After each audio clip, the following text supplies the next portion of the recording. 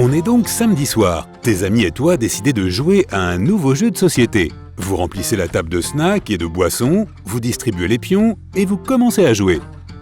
Tu lances les dés et tu obtiens 5 et 3. Ton pion se déplace de 8 cases sur le plateau de jeu en attendant d'acheter une ville. Comme à chaque fois, il te semble que quelques minutes seulement se sont écoulées. Mais quand tu relèves la tête, tu te rends compte qu'il fait déjà nuit dehors. C'est l'heure d'aller dormir. Le lendemain matin, tu te réveilles avec quelque chose de bizarre. Tout ce que tu peux voir, ce sont des lignes.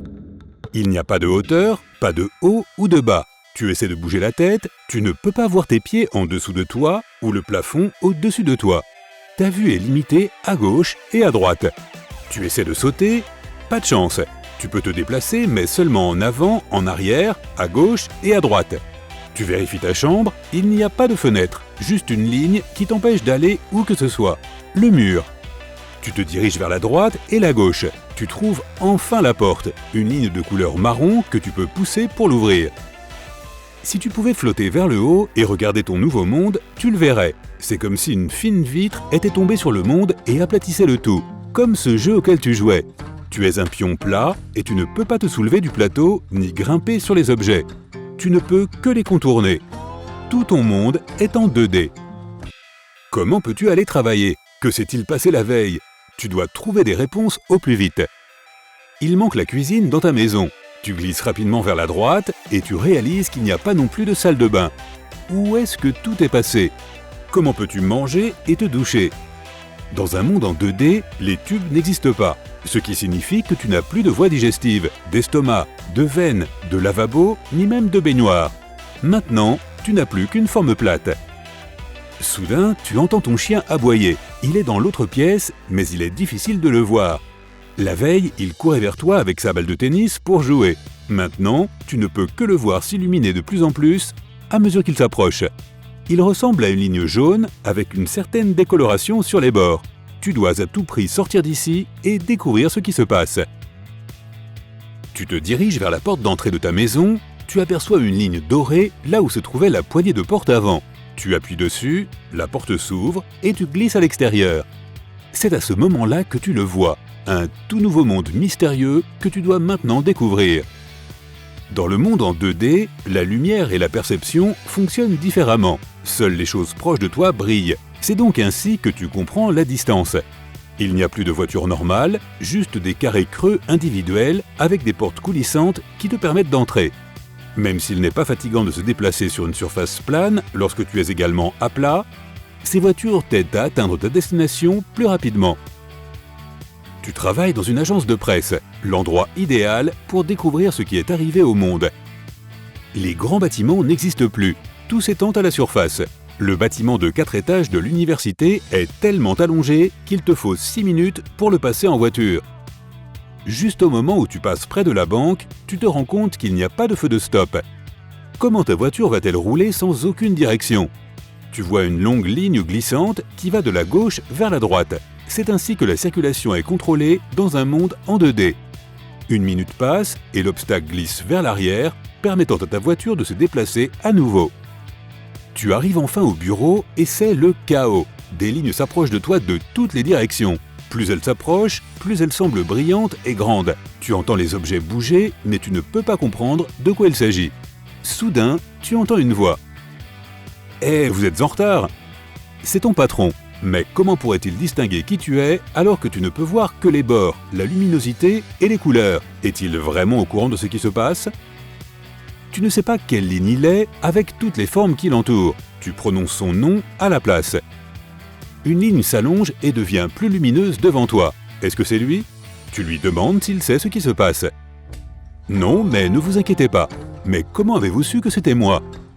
Je connaissais la forme des autres, et vous étiez le seul à être en retard aujourd'hui. C'est là que vous réalisez qu'il y a un moyen d'identifier les gens en tournant autour d'eux. Dans le monde en 3D, tu vois les visages et les corps des gens. Tes deux yeux se focalisent pour comprendre la profondeur et la distance. Maintenant, ton œil unique scanne une ligne plus longue remplie de bords et de couleurs. Les parties les plus claires ressortent vers toi, les parties les plus sombres doivent se courber vers l'intérieur. Au lieu de dire « je ne reconnais pas votre visage », tu vas maintenant dire « je ne reconnais pas votre contour ». Tu tournes autour de ton patron pour l'observer. Il a des bords étranges. 3 parties de sa forme sont plus claires. Elles doivent être dirigées vers toi. Tu lui demandes à quoi ressemble ta forme à toi. Il dit que tu es rond parce qu'en ton milieu, tu es plus brillant tout autour de toi. Tu demandes si tu peux couvrir l'histoire sur ce qui se passe ce jour-là, pour avoir une chance de comprendre les choses. Il t'envoie à ton bureau pour finir d'abord l'histoire de la veille, avant de passer à celle du jour. Ton bureau est vide, mais spacieux. Les meubles sont devenus inutiles, car tu n'as pas besoin de t'asseoir ou de poser des objets sur les tables. Tu ne peux pas t'imaginer finir l'article sans ordinateur ni clavier.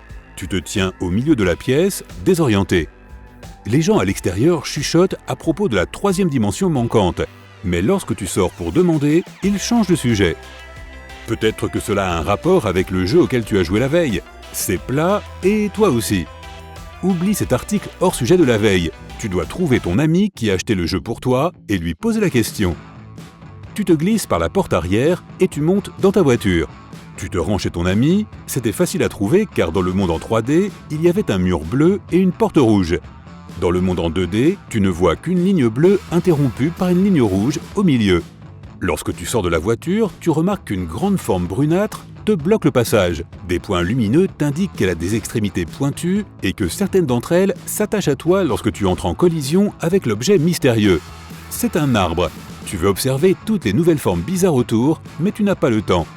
Tu te diriges vers l'entrée de la maison de ton ami et tu pousses avec force contre la porte fermée. Tu cries « Hé, c'est moi, ça va? Qu'est-ce qui se passe ?» Ton ami ouvre la porte. Il a un bord plus brillant devant et une légère courbe à l'arrière. Il ne sait pas ce qui s'est passé, ni pourquoi tout le monde semble si calme. Tu lui suggères de retourner chez toi pour vérifier le jeu.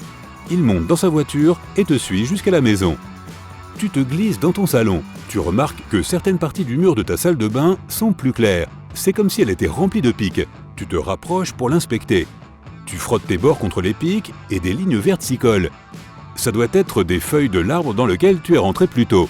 C'est comme ça que les gens se lavent dans le monde en 2D.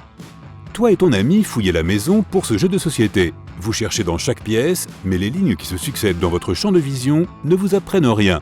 Et c'est là que ça te frappe. Les jeux de société sont destinés à être joués sur une table. On les regarde, on tend les bras, on prend son pion et les dés. Dans ce monde en 2D, il ne peut pas y avoir de jeu de société. Tu ne sais plus quoi dire. Toi et ton ami commencez à débiter des théories sur ce qui aurait pu se passer et comment y remédier. Peut-être que ton idée d'une énorme vitre tombant au hasard et écrasant tout sur Terre est correcte. Tu t'es auto-épuisé. Tu glisses vers le mur. Tu dois juste fermer les yeux pendant quelques minutes et réfléchir. Tu t'endors. Tu te réveilles 12 heures plus tard et tu ne peux pas croire ce que tu vois. Ton ami a sa figure humaine habituelle. Il est étendu sur le sol. Ton lit est défait dans ta chambre, comme tu l'as laissé il y a 2 jours, et ton chien court vers toi pour jouer avec sa balle de tennis. Tu ne sauras peut-être jamais ce qui s'est passé, ni pourquoi, mais la 3e dimension est de retour. Mais dans un autre univers, des êtres en 4 dimensions sont transportés et totalement désorientés par un monde en 3D. Je vais garder cette histoire pour une autre vidéo.